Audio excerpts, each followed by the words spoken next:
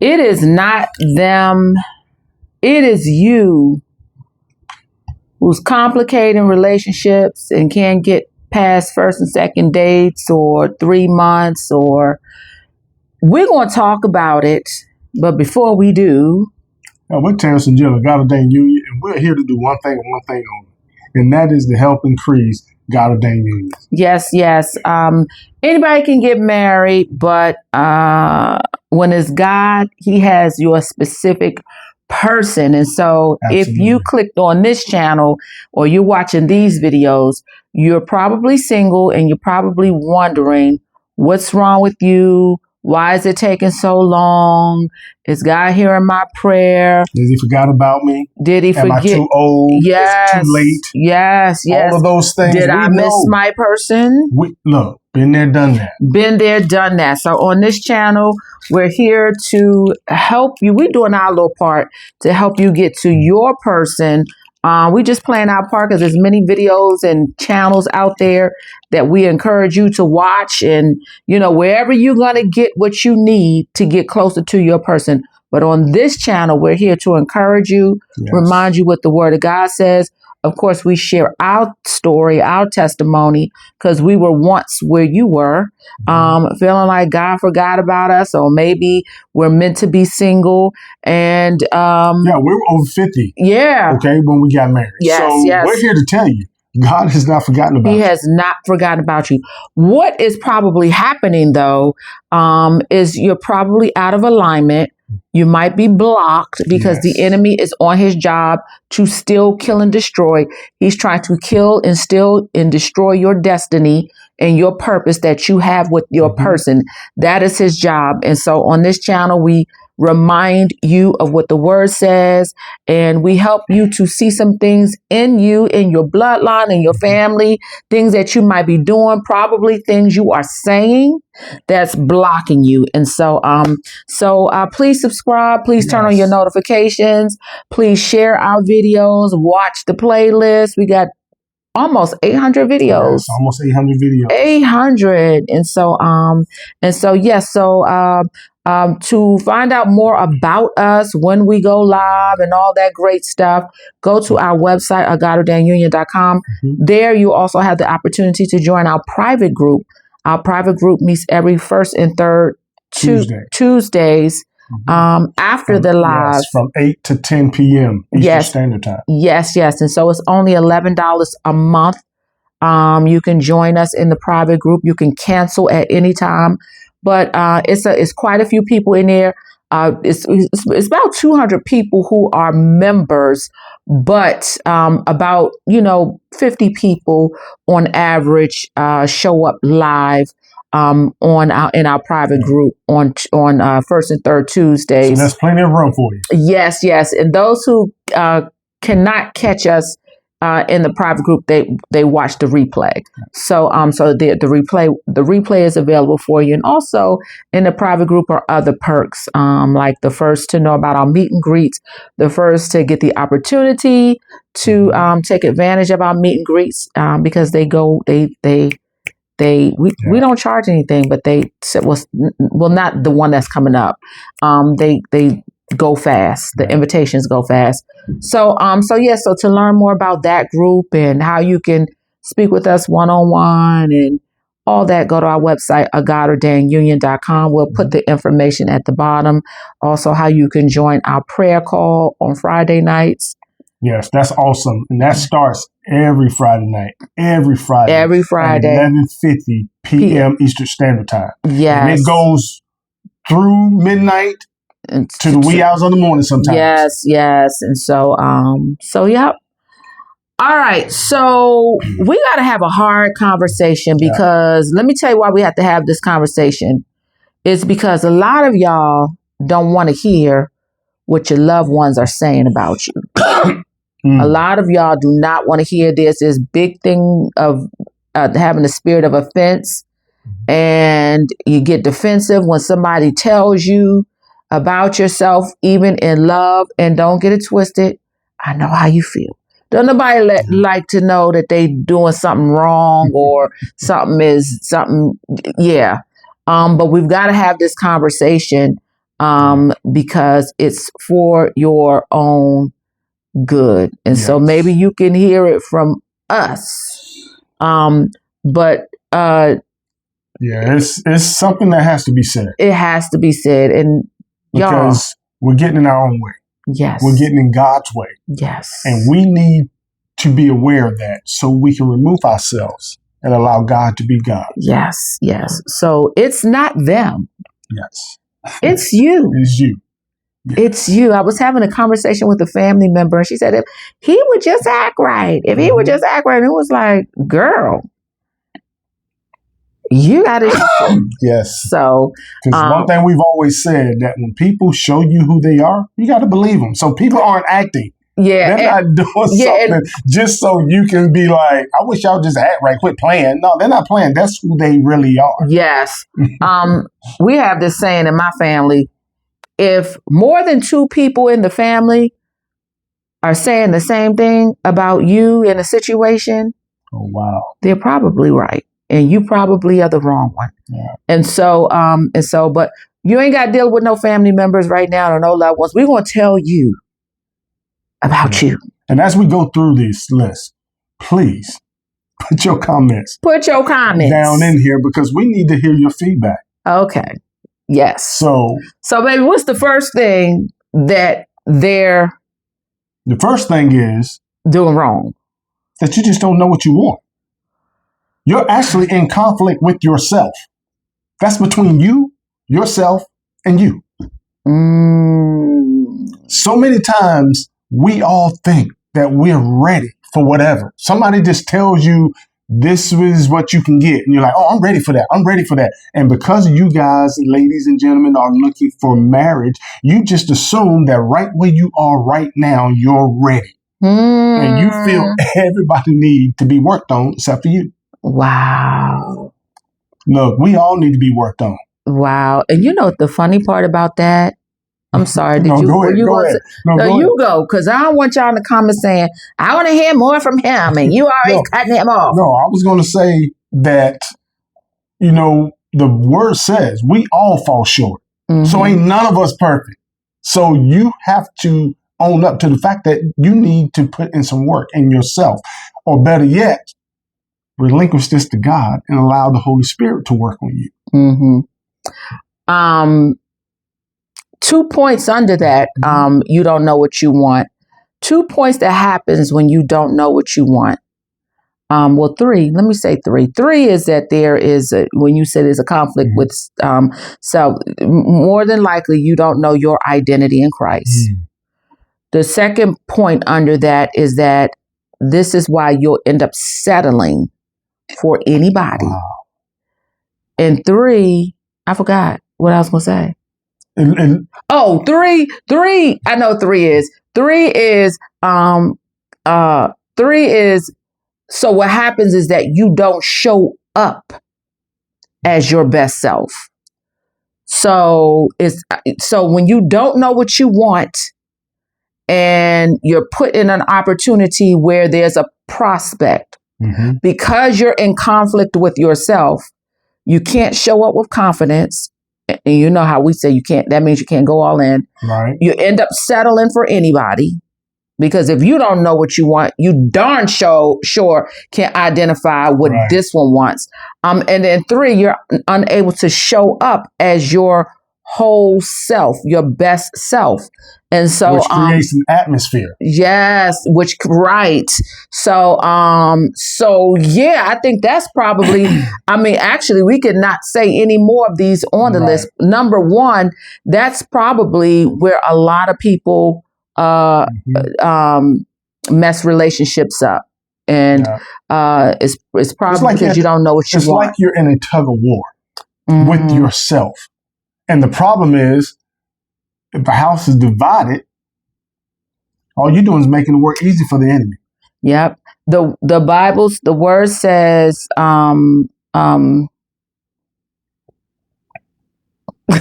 so what's wrong with my menopause brain? So let me share this. Okay. Let me share this. When you're at war with yourself, when you're in this tug of war, basically it looks like this. On one side of course, you got the spirit. Okay. You got trust. You got faith. But on the other side, you got the flesh. Okay. You got control. You got fear. And these is just going back and forth all day. And all it does, it's going to drain you. It's going to drain you to the point to where you're going to start questioning yourself. Every decision come up, you're going to start questioning because you don't know. And you're going to run that person away. You don't know if it's God talking to you or if it's your desires speaking so loud that you don't know if it's from God or not. You know, you're sitting here and you're trying to make decisions, but now you're second guessing everything. And you get so bad to where now you're actually starting to do other things, taking it out on other people. Yeah, and it's just you. That's why from the very beginning we've been talking about, you know, seeking God first. We want you to go to God first. Allow the Holy Spirit to work with you so you can get these things worked on before you even meet the other person. Right. Yeah. That scripture I was going to say is the double-minded man. A double-minded person or man, that's what it says, is unstable in all of his ways. And so you're wondering why the relationship, that person ran off or it's not working. It's because that person saw an unstable person and conflicting person. You could be dealing between the past and the present. There's a tug of war in you. You don't know which, and they was like, okay. And I had to honestly say, oh my gosh, this just came up to me. This is where that was me. The guy that I thought I was going to marry, back in, I think I was 37, 38 years old. And he went off and married somebody else. And I didn't even know I thought we were still in, you know, cool or whatever. And it's because I had just bought my home and I knew that it wasn't enough room for him. And in one way I was saying I was ready to be in a long-term relationship. And my lifestyle was saying otherwise. And there was a conflict. And I was heartbroken when he left, but he knew exactly what he wanted. He was ready. He wanted a wife, and he wanted a wife who knew she was 100% ready to be a wife in all areas. And I wasn't. And it took me years to figure out it wasn't him. It was me. And I remember he said to me, this is who God said who my wife was, talking about the person who he ended up marrying. And I did not realize that until after I married my person. And, you know, it stung then. But yet, when I look back, it was me. It wasn't him. I wasn't ready. And I thought I was ready. Absolutely. So. And number two. Number one goes right into number two. Number two is you're not taking accountability. Just not taking accountability. Not taking accountability. Yeah. And that comes across in so many ways. So many ways. I mean, if you're not taking accountability, that means you're not even... It's all about them. You're not even acknowledging that there's anything that needs to be done with you. Yeah. We heard this the other day. We were talking to somebody and everything was about what their ex-person did wrong. Everything Absolutely. Was their ex, and she did this and she did that, and she wasn't this and she wasn't that. And it was like, how did you add to the demise of the relationship? Always what was your part in the demise? And a lot of people say this, so if he would just act right, or if she would just act right. And it's like, what the heck? It's like we all play a part in one way, shape, or form. One way, shape, or form. And not taking accountability is the first indication that you might be headed to, absolutely. Especially when you don't. And I think the best thing that can happen is that once you end a relationship, assess your part. And that's one of the things we covered in a video months ago, is that when the relationship ends, you need to do some self-reflection. Yes. And go back and take ownership of what you contributed to that relationship not working, because that's where the growth is going to come from. Before you go into your next relationship, you need to make sure that you understand what you partook in and your part in that. And oh man, I can't believe that. Maybe, okay, let me fix this. Let me work on this.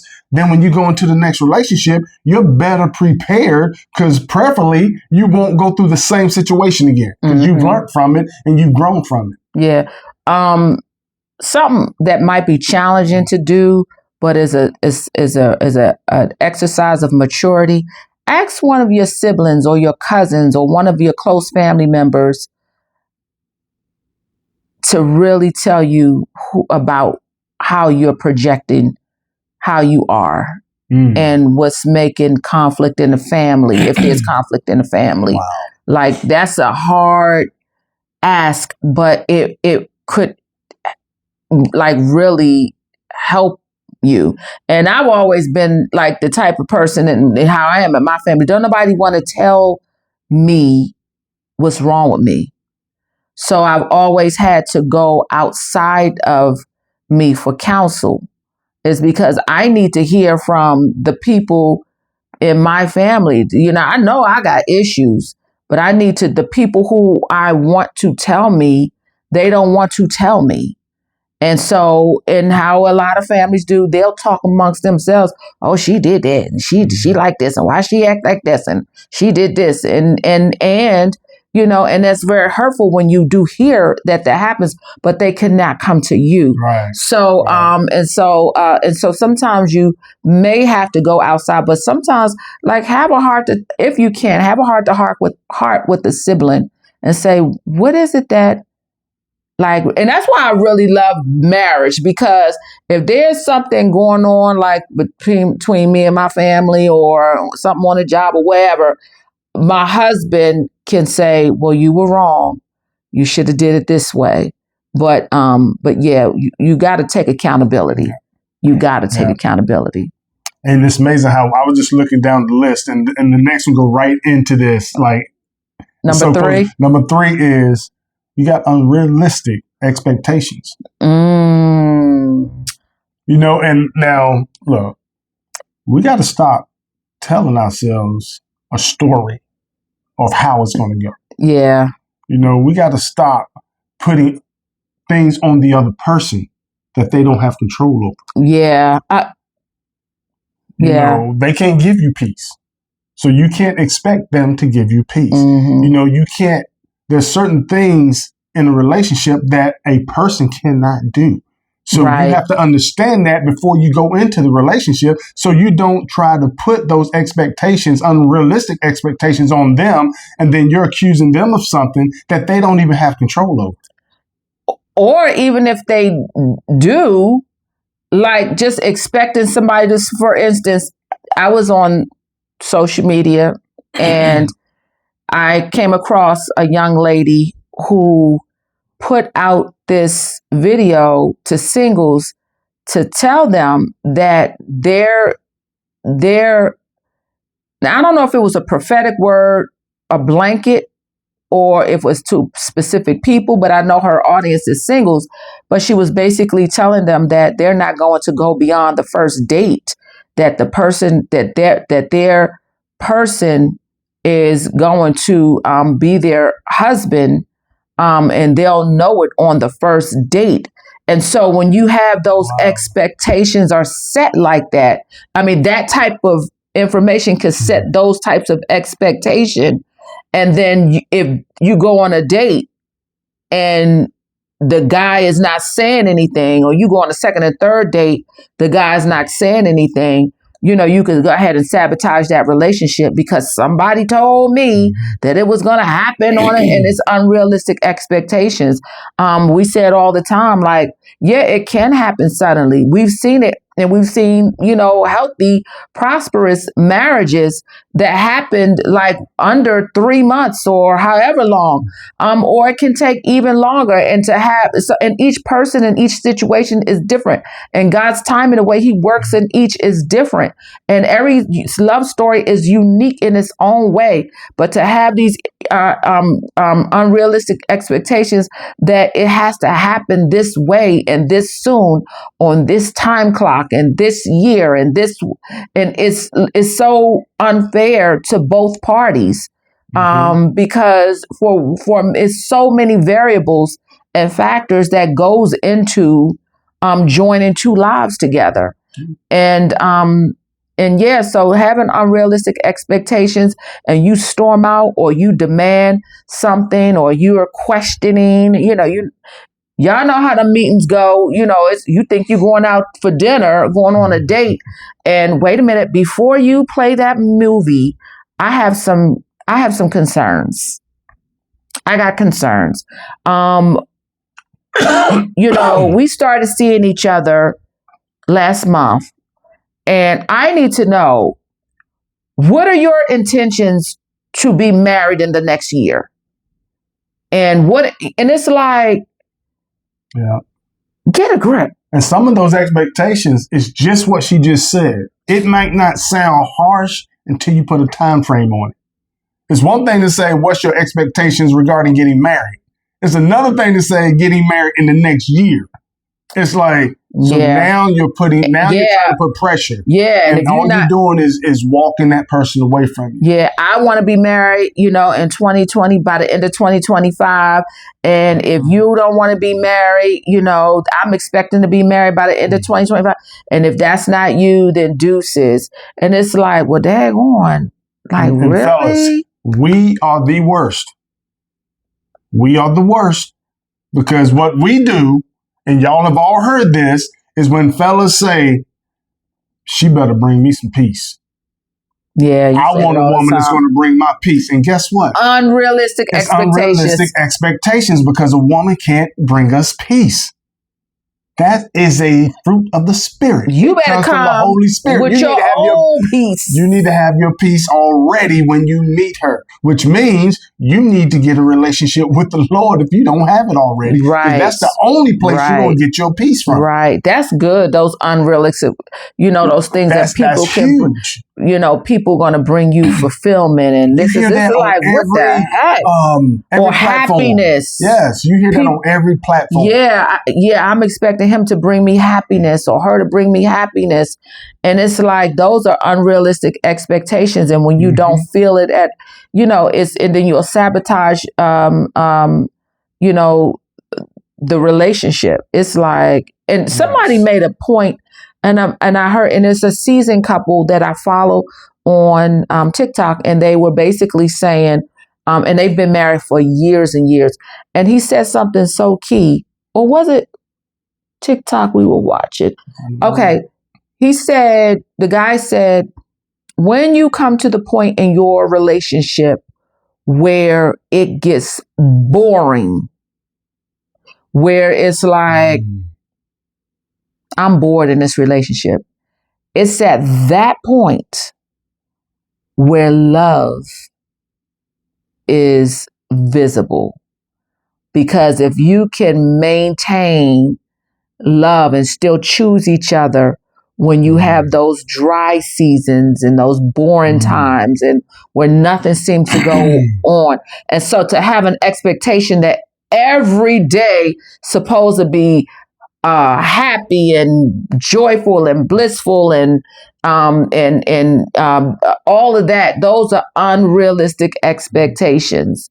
And so people can paint the picture on social media like, relationships and marriages are, just, and it is a beautiful thing. Don't get it twisted. It's beautiful. But if we don't show, we show a lot, but we don't show the down times.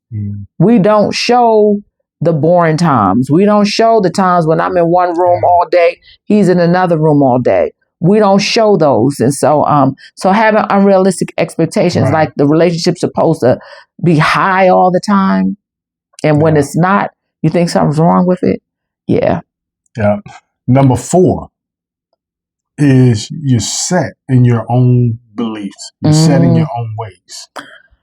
Woo! And that can be a couple different things from thinking that traditionally there are men roles and women roles and you got to stay within those boundaries, trying to, force a narrative that you want to happen, going 50-50 or, whatever it is, 50-50 is a big one. 50-50 is, and not just in money and finances, but in everything. I feel like I'm giving, I feel like I'm giving. And that's one of the biggest, I think, false statements, I guess, or phrases, for lack of a better term, that you hear in marriage is that it's going to be 50-50.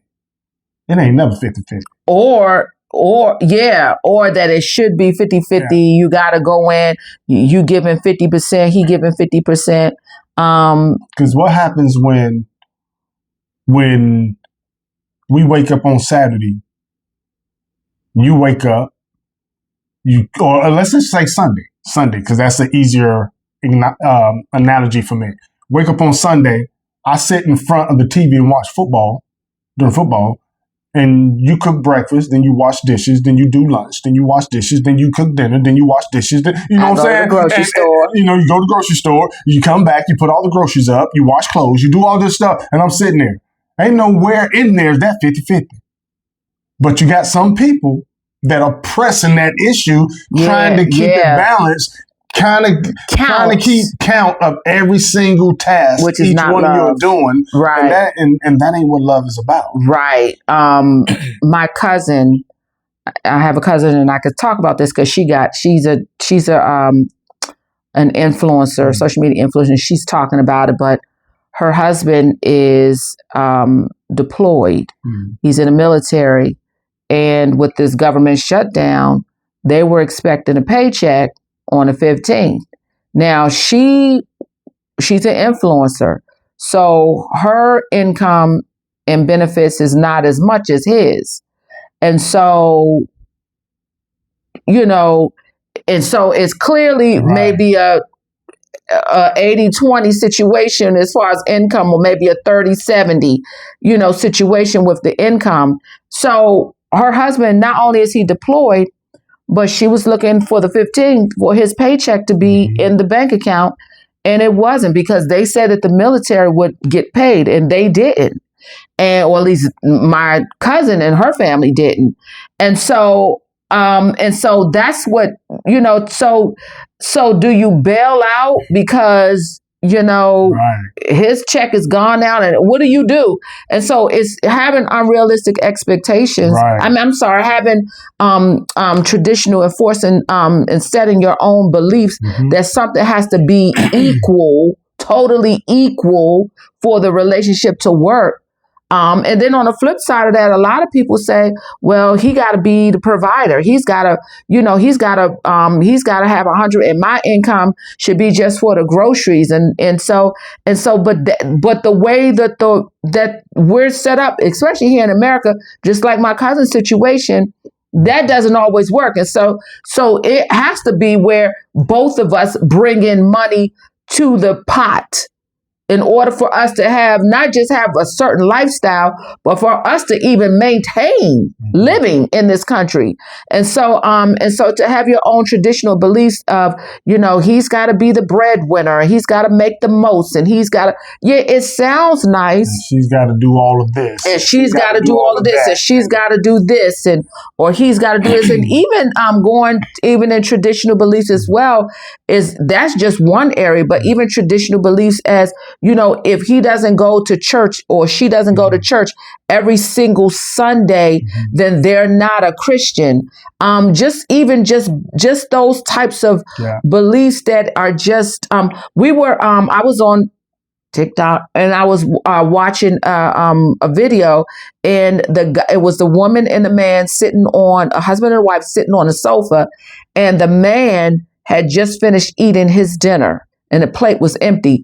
And the caption said, I was about to um, I was about to get up and take my plate to the sink, but I remember I'm married. And his wife looked at him and rolled her eyes and got up and grabbed the plate out of his hand to take it to the sink.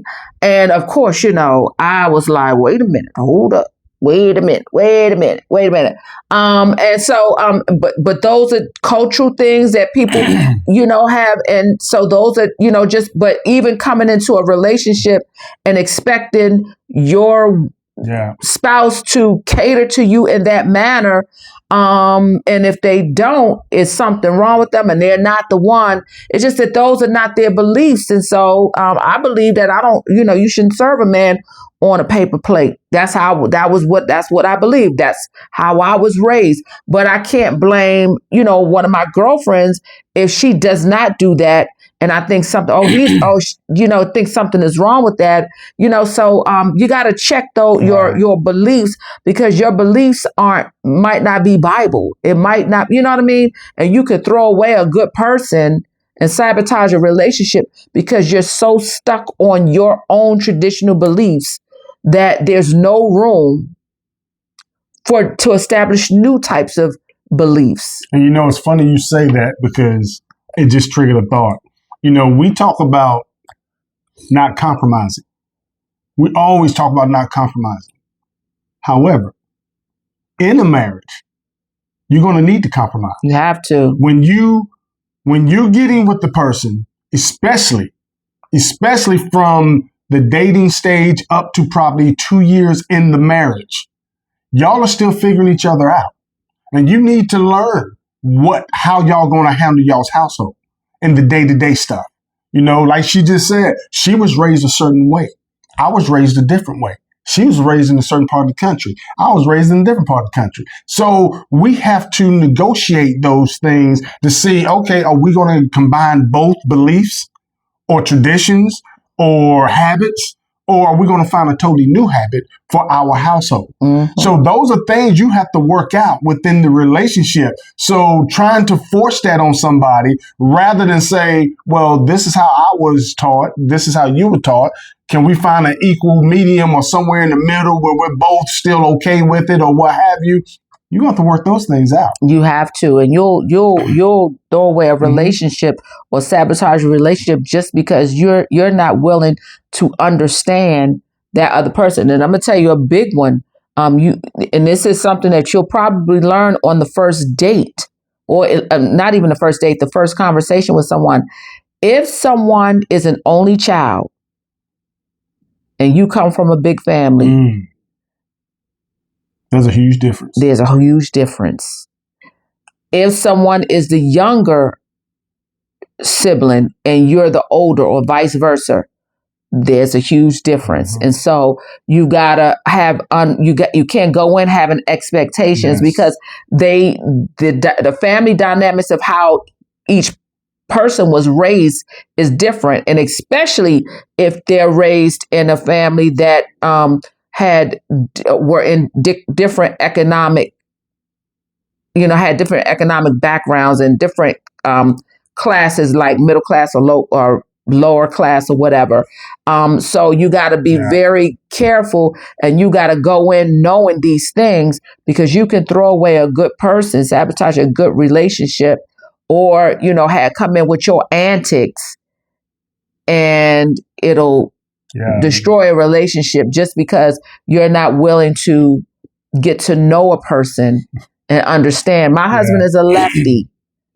I'm a right, and so I'm used to it because my mother is a left-hand person, and so some things is like something as easy as sitting at a dinner table.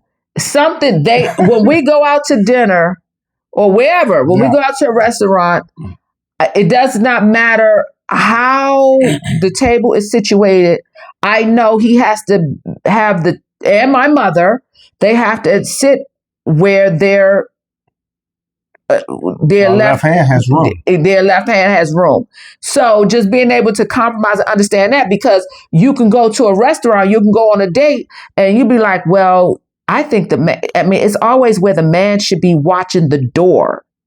And if he left-handed and the table ain't facing that way, it might be that which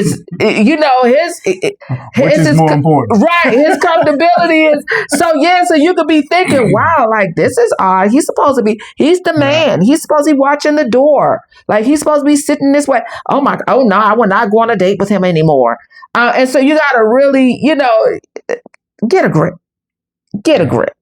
Like everything is not just And one of the biggest areas I think you're gonna see that issue show up is when the person that has a large family and that family is traditionally doing a lot of birthday celebrations, always and holiday celebrations, and getting together for certain events, and the person that grew up as an only child isn't used to that type of dynamic and wondering why every weekend we got to go to your folks' house or we got to go do this. I'm not into that, I'm not every single weekend. And so, that's where those disagreements going to really rear their head, because this person is going to be uncomfortable and not wanting to go every single weekend or at every event. Right. Y'all have to work out a compromise. Right. Or even if they don't invite you to Thanksgiving the first day, the first time you get to know each other and say October and Thanksgiving is coming up and they're not going to invite you yet. Because they already have plans made. They already, they getting together with their big old happy family. And so you're home alone and you're, and you want to come. It's being the both of us from big families, we both are already comfortable with that. We already was like, we had enough of those over the years. We're going to have Thanksgiving alone. But we say this to say, it goes back to expectations. It goes back to not everything has to have rules set to it. You got to be able to be open and just take each person for who they are. Yeah. Number 5. Number 5. We got 6. So number 5. Number 5 is forcing a narrative. We talk about that all the time. We talk about that all the time. Yes. Because some of y'all women, this is where your biggest block, this is where your biggest demise, conflict, this is where it is. And it's all about what you tell yourself. The story you're telling yourself. This is how it's supposed to be. That's huge. It got to be like this. You're going to come at 5 o'clock to get me. We're going to go to a romantic restaurant, fine dining. It's got to be over $50 a plate. When we get there, I'm not waiting. I'm not waiting. It's going to be reservations. You're going to have on a black suit. I'm going to have on a nice dress. When it's finished, you're going to call me. You're going to bring me home, or you're going to send an Uber for me. You're going to go get the car, you're going to get a car for me. Then after that first date, on the next date, we're going here. By the third date, you're going to be talking about marriage to me. On the 4th date, I'm going to meet your family. You got this whole narrative, how it should play out. And this is the sad part. A sad part of that narrative is that you're getting the play-by-play from social media of how it should be. So you're collecting nuggets and you're putting it into your story. And the guy is like, huh? And here's the thing. I didn't even know I was. And here's the worst thing about it. The narrative that God has for your dream story, it's going to play out so much better if you just get out and the way different and let God just narrate it for you. Different and and everybody's going to want to hear your story the way it was originally supposed to play out, rather than the one that you told yourself. Yeah. We've shared this before. I never had a narrative. I was never stuck on a narrative, but I had a desire of how, I wanted my wedding to be. And I always wanted a fall wedding. Of course, I wanted fall colors because my favorite color is orangish. But I thought it was going to be a fall wedding. And it was, a nice maybe even a formal affair, but a fall wedding. And I didn't think too much more than that. Of course, I always thought, we were going to move into our dream house after we got married and all of that great stuff. I never thought about an engagement, of how the proposal was going to go. I just didn't. Thank God I didn't. My proposal was perfect. It was so me. When I say it was so me, our engagement was so me. It was just the two of us, and I had on flannel pajamas, and it was just intimate, and it was beautiful, and it was, it was perfect, because even the show we was watching Run's House, and I absolutely love Reverend Run and Justine, and we were watching Run's House, and Terrence proposed on one December night, cold night. It was a December night, December 12th, a cold winter night, Saturday night. And so it was perfect. Our wedding was in the spring. And when I tell you, God could not have, when I say God did his big one, he could not have written a more perfect everything. What we were talking about this the other day, our wedding day, perfect 80-degree weather. We had our wedding outside, perfect 80-degree weather, not one cloud in the sky, a clear blue sky, not one cloud in the sky from morning to night. I mean, perfect outside wedding, perfect setting, everything.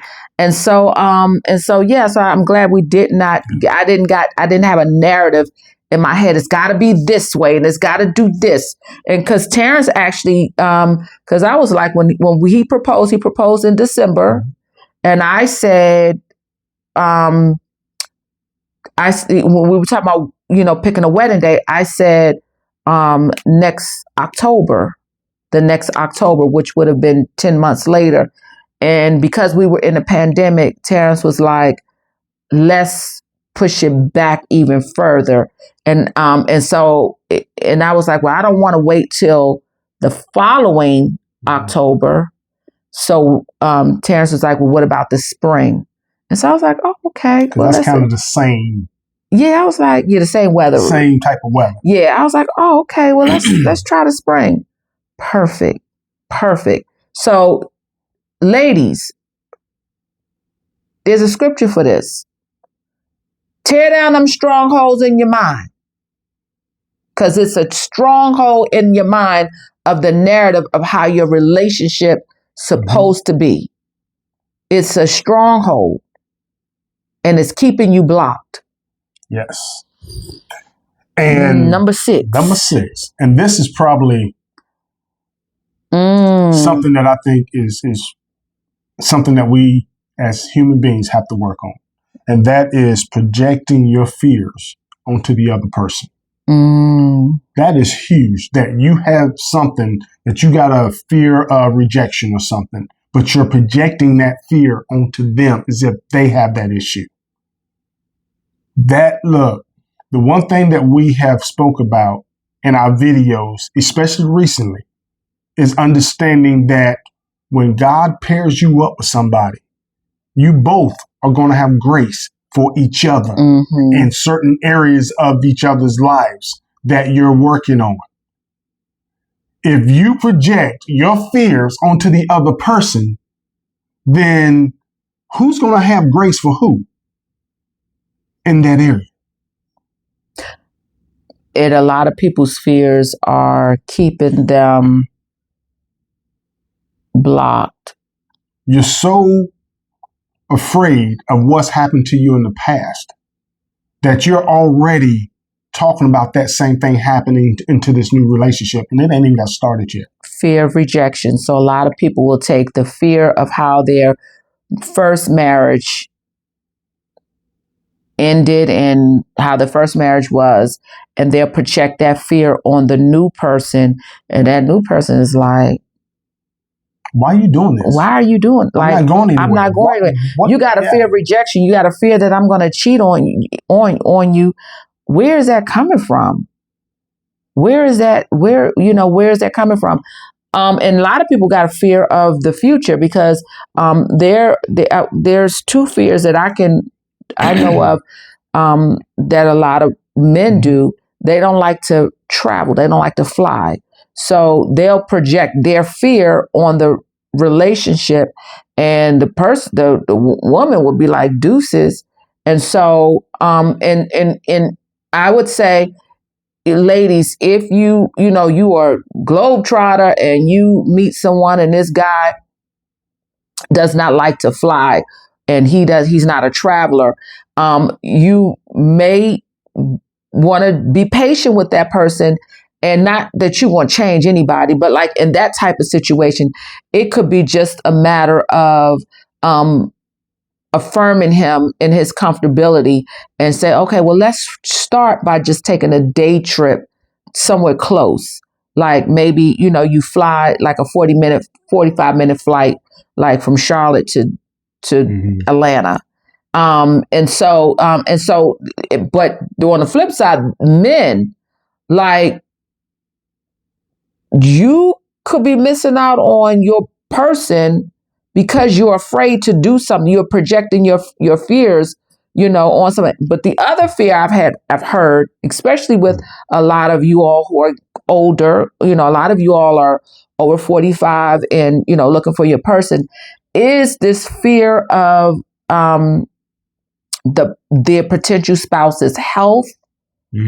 And especially those who have former spouses who've passed away. And so you're afraid that this new spouse is going to pass away and leave you. And so there's a fear there. And so you're projecting this. And so we don't have this the spirit of fear, but of love, peace, and of a sound mind. And so, you want to work on those fears because those fears are running people away, and they're also blocking you.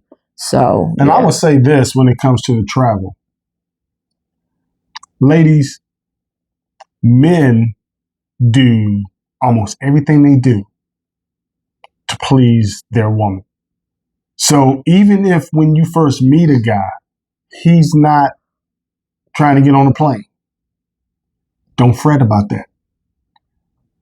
Have enough patience to let that play out. Because when he finds that you are the one, because you're the one, he will get on that plane. Because you're the one. He ain't going to get on the plane for just anybody, but he'll get on the plane for his queen. And he won't love it. So sometimes you just got to be patient and let what God has for you play itself out. Because God already knows if he's afraid to get on the plane. And if he still put him with you, then he's already worked that out somewhere. You just got to allow it to play itself out. And as soon as a man says, she's bone of my bone, rib of my rib, flesh of my flesh, flesh of my flesh, then guess what? His attitude or the things that he resisted to do earlier is going to change because he'll do the things for his wife that he wouldn't do for his girlfriend. Absolutely. And let me tell y'all a secret, lady. And I know the seasoned ones know this, but for the younger ones, let me tell y'all a little secret.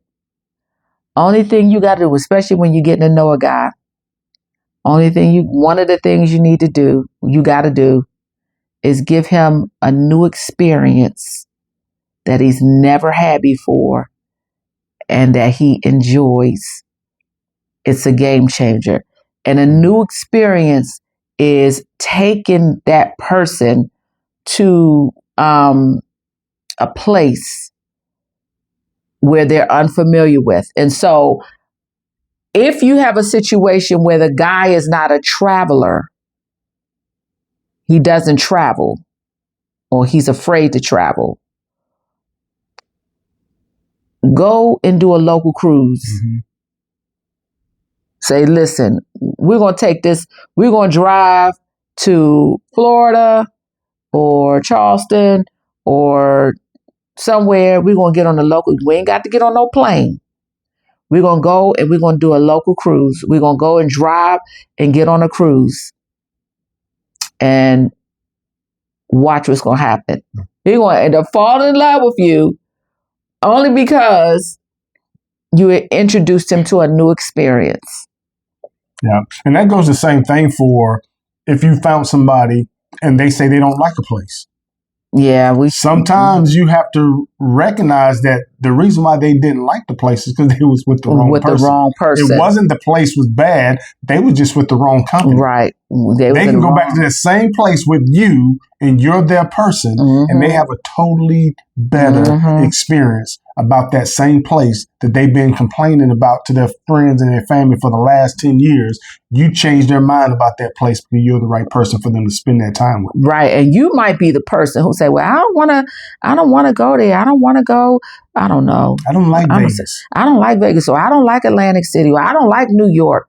I don't like New York. So you got to go. And it's like, okay, well, open yourself up to go now with this person. Because you'll probably have a different experience. And so I don't like that restaurant. We went and it was, well, you probably was with the wrong person. When we go, we always have a great time. Sometimes it's the person. So yeah. Yeah. So we hope you guys like those 6, okay? And here's something that I want to share with you. Okay. Peace. Your peace is going to come when you stop fighting for love. Okay? When you stop fighting for love and you rest in love. It's an inside job. It's all on the inside. It's an inside job. You conflict with everything. And that's why you're having conflict. You conflict in yourself. You conflict with all the external. Everything is a fight. Get a grip. God's word says that everything we need, He put on the inside of us. It's an inside job, yeah. So you'll find your peace as soon as you stop fighting for love and start resting in love. Yep, and once you tap into that, who wouldn't want to be around you? If God be for you, who could be against you? So we look forward to seeing you guys in our next video. Yep. Deuces.